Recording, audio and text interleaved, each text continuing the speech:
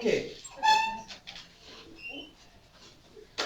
So something like this, to me, it seems like the friction ones are almost the ones that are causing people the most trouble. But we'll go through a variety of 2 or 3 different. I've got 3 problems picked out that I want to do, and if you want to add some to the list, that's fine. So what about something like this? You pull a sled where we know the mass across flat ground. The coefficient of static friction between the sled and the ground is 0.3, and the coefficient of kinetic friction is 0.16. Okay. So for part A, a force of at least something will be required to start the sled moving. So what does the free body diagram look like for part 1? Yeah. So like you have an arrow pushing down. Okay, so here's the object. We've got a downward pointing vector, which is the weight, mg. Okay. What else? Okay, the normal force, so the ground is pushing up on the sled. Is that what this is, a sled? And so that's our normal force. And then what now? Say we're pushing to the right. Maybe like an arrow to the left and like a static. Okay, so we're going to have an arrow to the left representing static friction. And then we've got an arrow to the right representing our push, right? So we'll just call that maybe F sub P. Okay. Here's what I want you to get used to. We can sort of bypass this now at this point, but next chapter we won't be able to. So we might as well get in the habit of doing this the correct way right from the beginning, even though maybe it's a little bit of overkill. Okay, what we always want to do here, we want to come up with what are called the equations of motion in physics. And that means we want to break this up into right angle components, and we're going to look at all of the components that are in this case horizontal, and all of the components that are vertical, and we're going to set up a net force equation in both cases. Now this is going to apply from this point on, even when we get into harder physics this year, and if you study physics in the future, you'll do this in mechanics all the time, right? So in this case, let's look vertically first. How about if we look at just the vertical components here? What are the vertical components acting on the sled? Normal force. Normal force up and weight down. We say positive is up, negative is down, right? So if we want to add up the net force vertically, okay, so we're looking at just the vertical stuff right now. And typically what we would do is we would just put a little subscript on there like y to mean it's vertical, okay? So what are they, right? We're just gonna, this goes back all the way back to the beginning of the year where we're just adding up vectors, right? So positive is up, negative is down. What are the vectors that are acting on that? Well, positive one is the normal force. The negative vector is weight. And what are those equal to? We always know that net force equals mass times acceleration, right? Mm-hmm. Okay. The actual resultant acceleration, the acceleration that actually happens to the object. Is there any acceleration vertically? No. No. The sled is not spontaneously lifting off the ground, nor is it burrowing into the ground, right?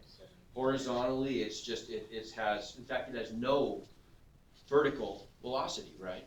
So it's zero, right? There is no acceleration vertically. So there's our vertical equation of motion. Okay, that's useful because if I add mg to the other side, what that's really just telling us is that the normal force in this case is equal to the weight, right? Make sense? Okay. Let's look at the horizontal equation of motion.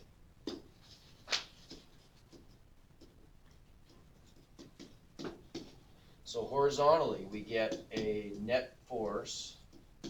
I'll put a little x there, sub x, just to remind us it's horizontal. Now, what are the components horizontally? What's the positive component? Static motion. The positive. You said push. So the pushing force Mm-hmm. minus the static frictional force, right? Yes, sir. So it. Never mind, I might ask you about Okay. And what's that equal to? Now, this is kind of a funny situation here with the static force, because really what's going on is the sled is kind of, it's sticking to the ground a little bit, right? And we're pushing against it to break it free, okay? So the threshold is gonna be when we get to that point where they're equal, right? If I go a little bit beyond that, then it's gonna break free and start to move. Does that make sense? So we need a force of at least this, right? Where we provide enough force that the pushing force matches the static frictional force, and then maybe just the slightest bit more, right? Yes. So really, probably we should say a force of more than instead of at Wait, least. why is it 0? that. Okay. Okay, because That's what I was wondering about, because like if you get to 0, and you're just, it's still gonna be standing still, right, because you don't have enough. yeah, you're right. So that probably should say a force of more than what is required, Yeah, right? It's not gonna change the acceleration, so you still just be having it sit still. Right. That's why I was. And it's kind of a weird situation if you think about this, because what's stronger, static frictional force or kinetic coefficient? Static. Static is, right? So as soon as I break this thing loose, I don't have to push as hard, right? Yeah. Then I can kind of let off a little bit, right? But I probably should change the wording there to say a force of more than, because if I just go up to the static frictional threshold, you know, it's not gonna go, is it? I have to give it just a tiny bit more than that. So it'd be like 0 plus.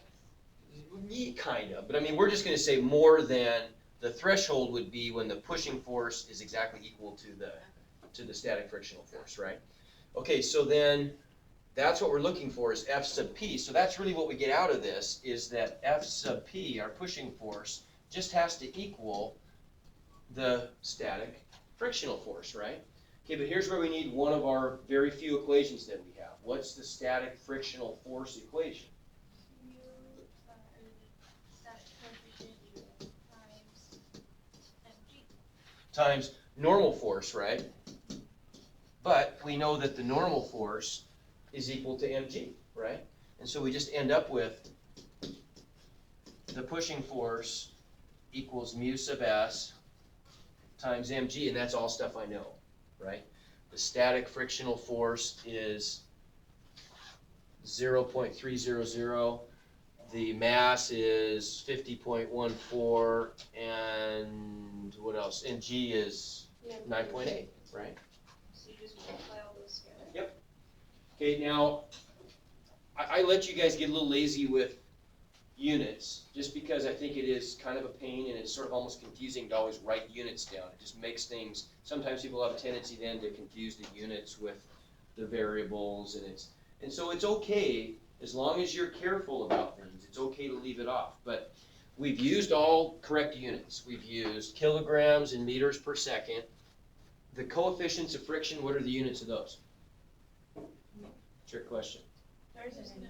There aren't any, right? Coefficients don't have units. Okay, coefficients are unitless numbers.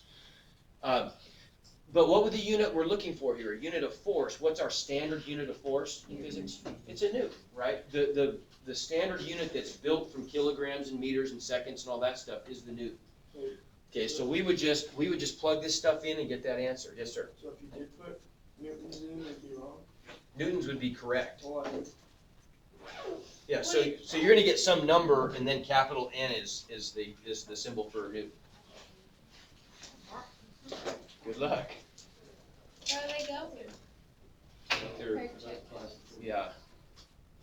So can you do it? Check. Craig, check. Check for Craig. Yeah. We could see it if they're pregnant. No, they can't. Oh, I'm so glad this is all recorded. This will be fun to listen back to in about 10 years. What do they stick in I'm gonna there? loan this to your parents when you get Stick it married, where? Delaney, so they can play this at your wedding. Like the mouth? Oh, no. I'm just kidding, I never just Okay, here we go. Here we go. So now, did that, Braden, your question, so, did that make sense? Yeah. So we'll just plug this stuff in. what do we get here? Hopefully somebody has these numbers written down. So we're gonna end up with mu is 0.300, m was, what was it? 50.14, okay. Kilograms, and then G, 9.80 meters per second squared. And if I multiply all those together, somebody help me out here, what do we get? 147.4116. Say it again. 147.419. Okay, and how many sig figs do we get to keep? 3 it looks like, so 147? Okay, 147 newtons, that's it. Okay, that's our pushing force. We have to have more than that, okay, to get it going. Okay, so what's, for part 2, a force of at least what is going to be required to keep the sled moving at a constant velocity of 1.30 meters per second? Okay, so is the 1.30 meters per second even important? No, it's not, is it? Because if it's moving at a constant velocity, what's the acceleration? 0. Okay, so our equation is going to look, for part 2, the free body diagram is going to look identical, except I'm going to have to make one very tiny change, almost insignificant change. What's that? Some of the ones that's. Kinetic. Okay, the only difference is that's just going to be an F sub k. But otherwise it's the same, right? We're going to be pushing this thing along. Are we pulling it or pushing it? I don't know. We're pulling it. So that's F sub p. P stands for pull, I guess, not push. So we're pulling it horizontally, and we're pulling it so it's moving at constant velocity. So once again, this becomes a k, but everything's identical, right? That should be a k. The net force is still 0 because it's not accelerating, right? Still 0 vertically, and so everything looks exactly the same, only that's a mu sub k instead of a mu sub s. So, what's K though? Mu sub k is 0.160. That's kinetic. Kinetic means sliding. Static means when you're having to break something free. Okay? So it's going to be quite a bit less. Yeah, it's going to be just a little more than half of what we had last time, right? And we could put the numbers in and get an answer, but it's no big deal, right? I think we should. You want it? Okay. At least the answer to make it. Okay, so then this should have been a 0.160. So now what do we get if we do that? 78.6. Okay, Oh, I see.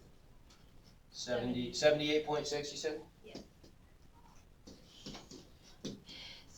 Why, so you just ignore the 1.3, the velocity of it? Yeah, doesn't make any difference. Let me ask you this, does our frictional No, it never. model, it doesn't depend on As long velocity? as you don't change surfaces, it doesn't. Right. And that's Newton's then too. huh? Yep, that would be Newton's also. Okay, now let's look at the last one though. I think that's the best of the 3 problems. That's the one that we probably really need to talk maybe a little bit more about. Okay, so let me, I think they're all. What was the other thing? I'm gonna do this, let me, 0.70 something. No, I didn't. The second part, Mhm. 78.6. Thank you.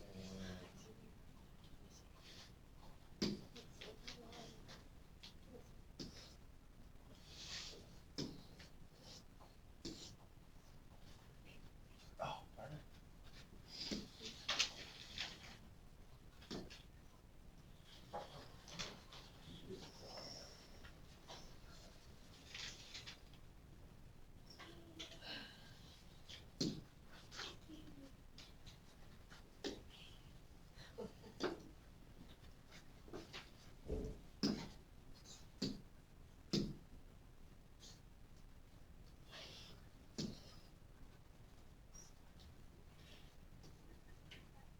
Okay, part 3.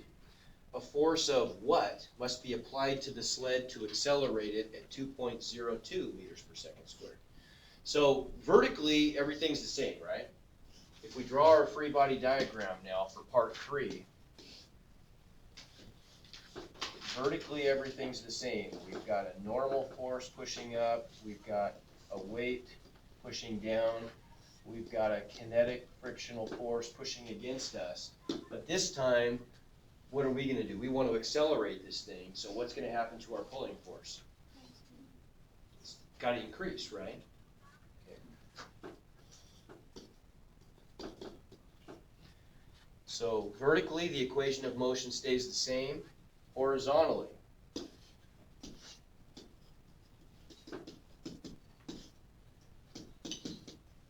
our net force in the x direction is going to equal F sub P minus F sub K, and net force equals what? MA, right? And this time A is not 0. This time A is 1.3, right? Make sense? Wait, Right. so all that equals MA? So Yep. we have to- Whatever, and the net force, that's what Newton's second law tells us, always equals mass times acceleration, right? If I have two objects pushing, let's say I have two forces acting on an object, both of them are very strong forces, but they cancel, there's no acceleration, right?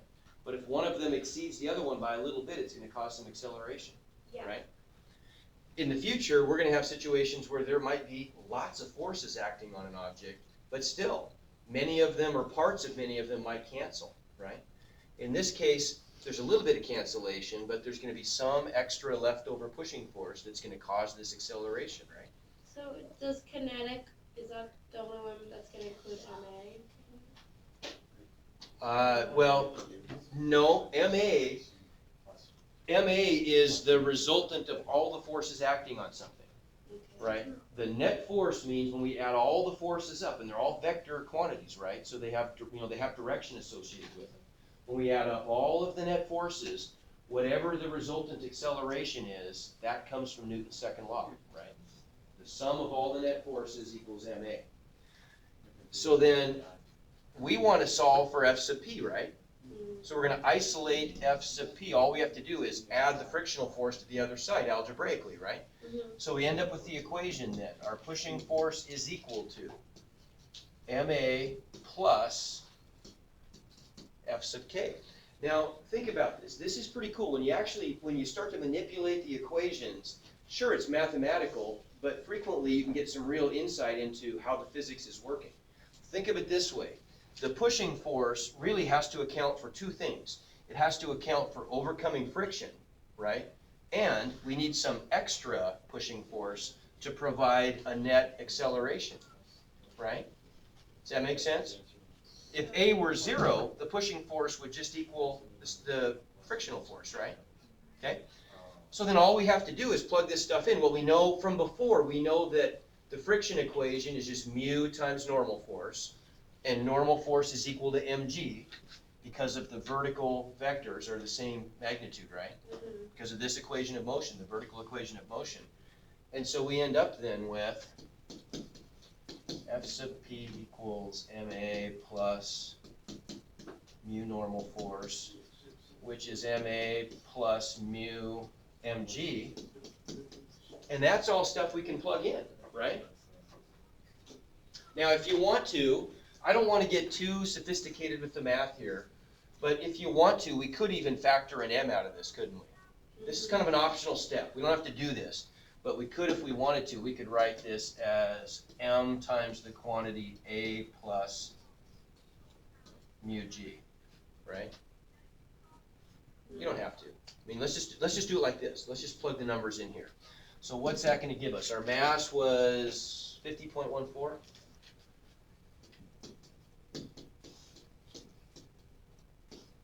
Times A was 2.02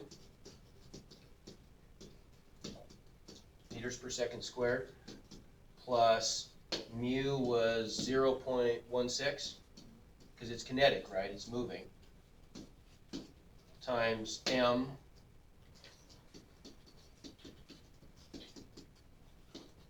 times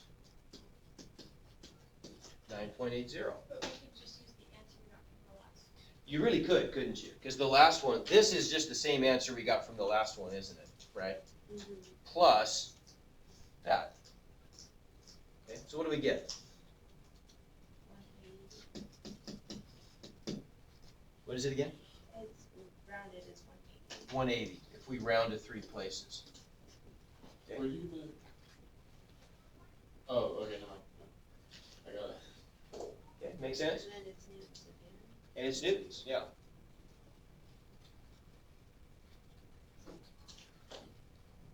Okay, make sense? Okay, let's look at another one. How about the balloon? Bunch of different questions asked about this balloon. So, Yeah, I knew there was instrument on this. yes, the instruments attached to a weather balloon have a mass of 4.20 kilograms. The balloon is released and exerts an upward force of 68.5 newtons on the instruments, okay? After the balloon has accelerated for 10.1 seconds, the instruments are released. The instruments will not have a downward velocity until a time of at least how many seconds has elapsed since the balloon was first launched? Yes, sir, Matt. My answer box isn't here. Oh, okay, if it's not, here's what you have to do. This is kind of dorky, but if you're missing your answer box, you have to go, is everybody else missing an answer box? Yes. Okay, here's what you do. There's over the vacation, Lucas will explain it to you, but the filters got messed up essentially, right? So, actually, I'll let you tell them. Why am I telling? We have a Lucas in the room. So the method that I know of is to go to poker.com, which is blocked on me. That'll force you to authenticate and log into the web filter, and then it should show you the answer boxes. Right, so just try to, navigate to poker.com. Why would you try to get on poker.com? Well, you just have to go to any site that's blocked. And then there'll be underneath the sign, there'll be a login, there'll be a link to log in, and just log in through that one with your Moodle stuff, and then let you go. It says deny or allow? Well, you don't have to even do that, you can just go down to, you have to allow, don't you? You have to allow, yeah. Mine's not even loading page. And then you should be able to go back to that page. It's just like karma trying to. Yeah. Is this filter really like speed? You should have recommended that one. No, it's a bad. Yeah. Do you have to go to www.poker.com? I just typed in poker.com. Well, I think it's It's not even loaded, yeah. Dude, having 2 people on. Wait, it it's, really- and then you How refresh come it? Matthews Yeah, won't just even? refresh the page. Why won't don't do you anything. Try go into some other block site like Reddit or Spotify or something. Yay, it worked. It's kind of Spotify. Just try like Spotify the poker poker. games or something, or free poker or something. Poker.com. Just go to one of those. Skills and do that. Maybe don't want to. Well, you can just go down Yeah. Try Spotify. You can go back and go.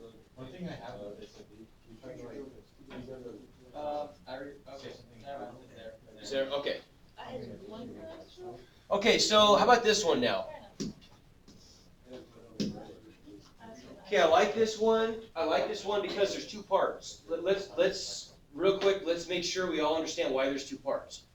2 parts because the acceleration is changing, right? Whenever the acceleration changes, then we have to have a new part to the problem. The kinematics are gonna change, yeah.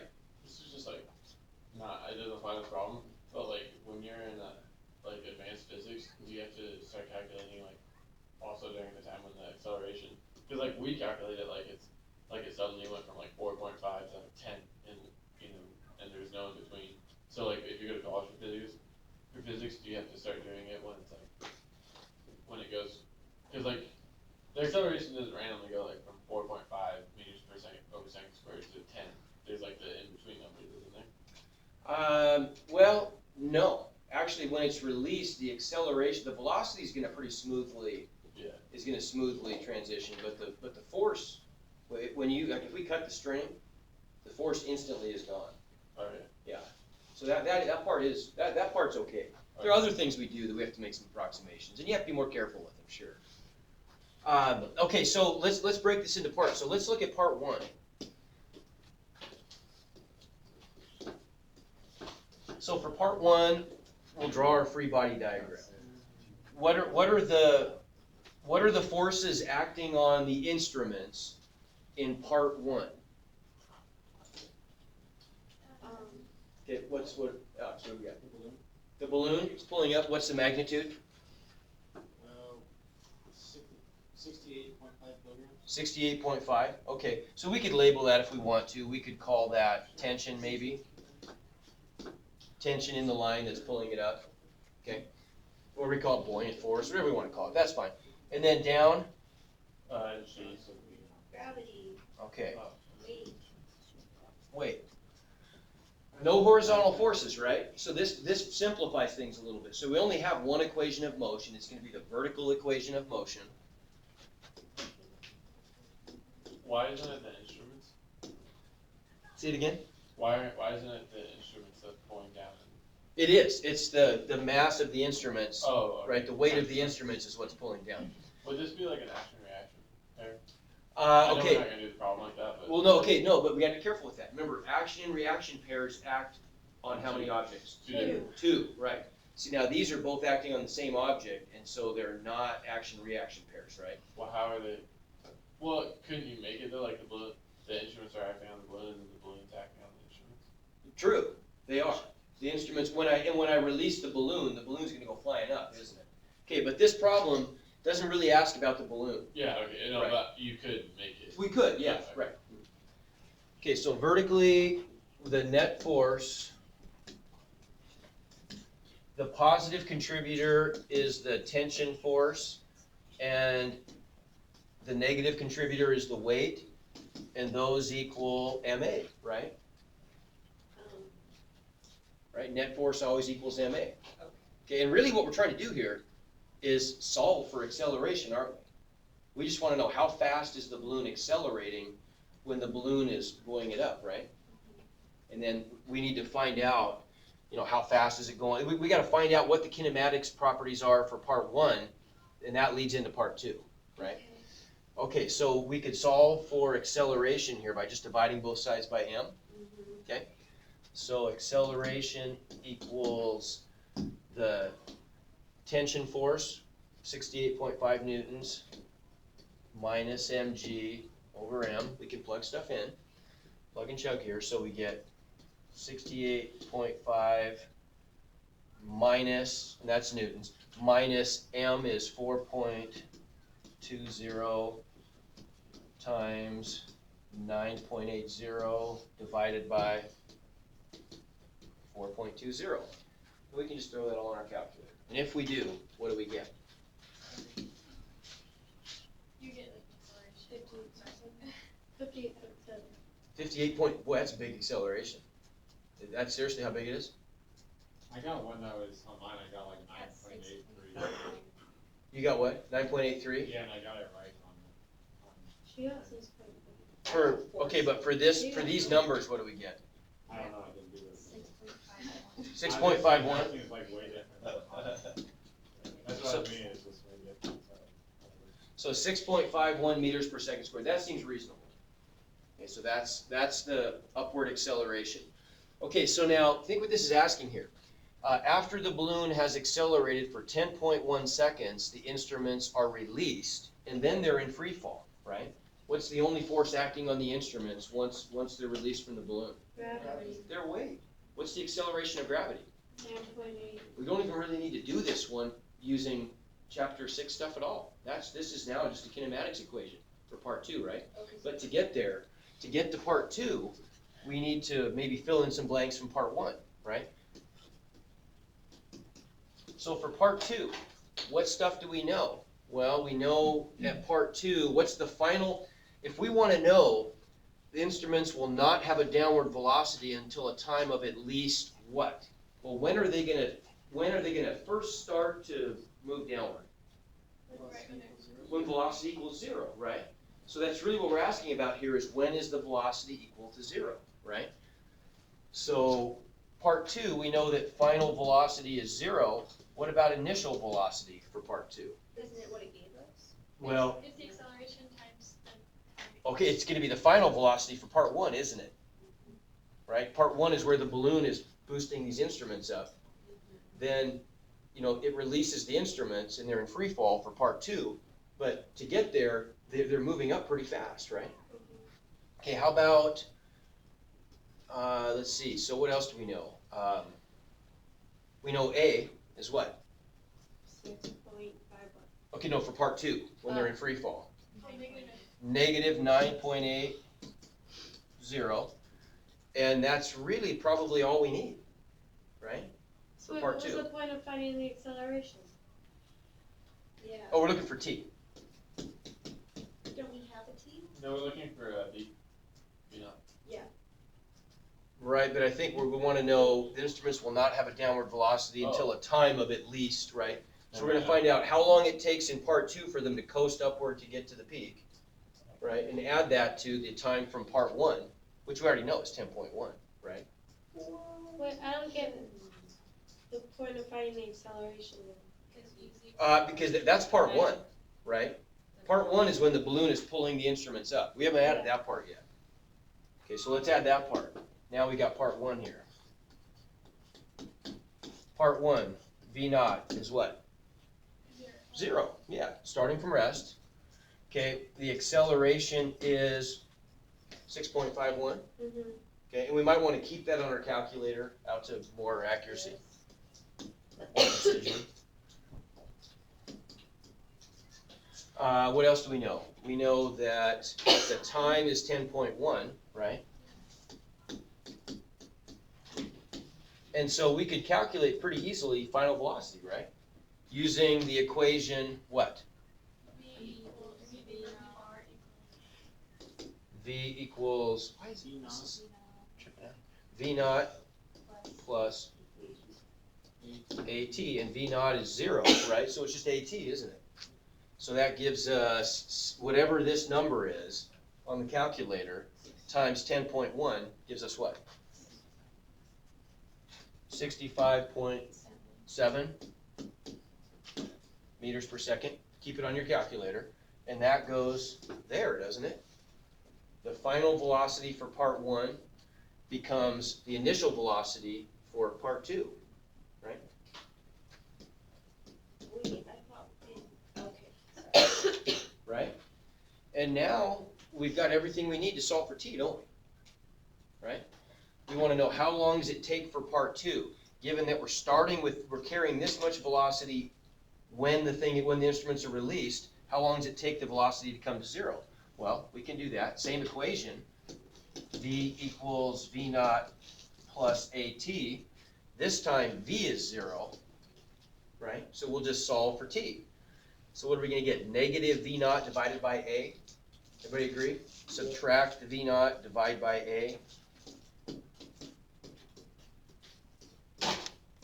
And what is that? That gives us negative 65.7 meters per second divided by negative 9.80 meters per second squared. And the units are going to work, aren't they? The meters per second, dividing by meters per second squared is the same as multiplying by second squared per meter. So I cancel out everything except 1 second on top. And what do I get? 6.76? No, 6.7 seconds. 6.7 seconds. How many? Oh, 1. I can keep 3 sig figs, so 6.7. 6.71 seconds. So what's the total answer then? Yeah, good. I've got to add 10.1 to that, right? So 10.1 plus 6.71 is 16.71, which rounds to 16.7. Okay, make sense? Wait. Would it be 16.8? How? 7.1 rounds to 7. If that were 7.5, it'd round to 8. Well, no, because it's 10.1, so if you. Oh, I got you. Oh, yeah, right, sorry. 16.81, so it's 16.8, yeah. Okay, let's plug that in and just make sure, huh? That it's working. Where is that one? Do we need to talk, just kind of No. revisit that one again, or are we? My part 1 and part 2s are flip-flopping. Okay, so what was our answer? 18? 16.8.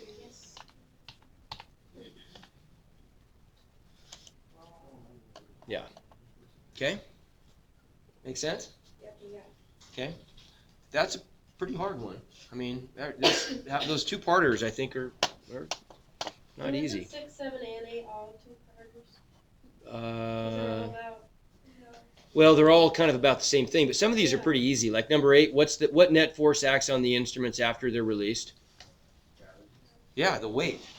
So that's just going to be, in this case, that's just 4.32 times 9.8, right? Just the weight. After they're released, there's only one force acting, gravity, right?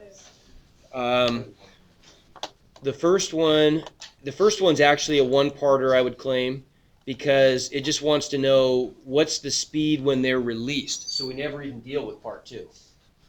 Okay. Okay? So just trying to find acceleration. Yep. Mm-hmm. Okay. Last one. We have 2 minutes. 2 minutes? Okay, so would this be a good one to go through though, maybe some other time, like tomorrow? Okay. Yours. Oh, and I recorded, I've done some different problems in each period, so there's actually a pretty good cross-section of problems on my YouTube channel then. And I'll do different ones with them next, so you can look at more, okay? Thank you, sorry. Mm-hmm. Thank you. You're welcome. I was thinking about like